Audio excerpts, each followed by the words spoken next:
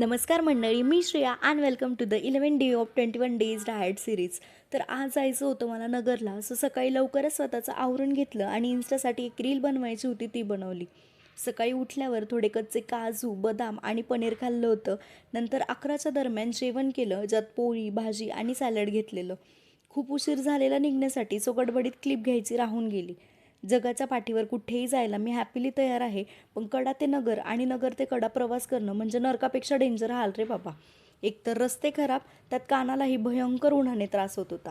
आणि जे सारखे सारखे विचारत असता मी कुठली आहे, मी कुठली आहे, त्यांच्यासाठी सांगते, मी अहिल्यानगरच्या जवळ कडा आष्टी म्हणून गाव आहे, तिथे राहते, ज्याचा जिल्हा बीड येतो.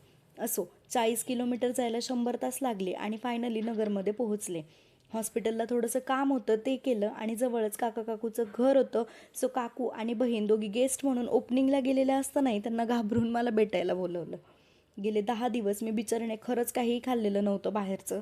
सो आज पण बाहेर गेल्यावर मी कंट्रोलच करत होते, पण थोडंफार चीट तर चालतंच म्हणून ओरिओ शेक घेतला. घरमध्ये एवढी इकडे तिकडे फिरत होते म्हणल्यावर गावातले 4 लोक तर बघणारच. तसं आमच्या घरासमोरच्या एका दादाने पण पाहिलं आणि त्याने कॉल केला. मग माझं काम झाल्यावर रिटर्न घरी येताना त्यांच्याच कारमध्ये आले. नगरला येताना बसमध्ये एवढे हाल झाले म्हणून बहुतेक देवानेच माझ्यावर दया दाखवली असणार आणि त्याला पाठवलं असेल. संध्याकाळी घरी आल्यावर एवढी भूक लागली होती म्हणून पटकन दलिया बनवायला घेतला, पण नंतर पाहिलं की भाकरी आणि पोळी तसेच उरलेले आहेत. मग त्याचाच व्हेजिटेबल्स घालून चिवडा बनवला.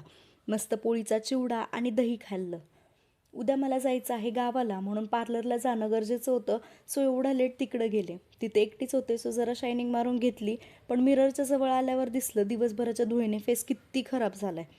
तसं तर मी चहा घेत नाही, पण त्या काकूने बनवला होता सो बळच घेतला. नंतर घरी येऊन एनर्जी ड्रिंक घेतलं आणि दिवसाचा शेवट केला. पुन्हा भेटूया नेक्स्ट ब्लॉगमध्ये, तोपर्यंत बाय.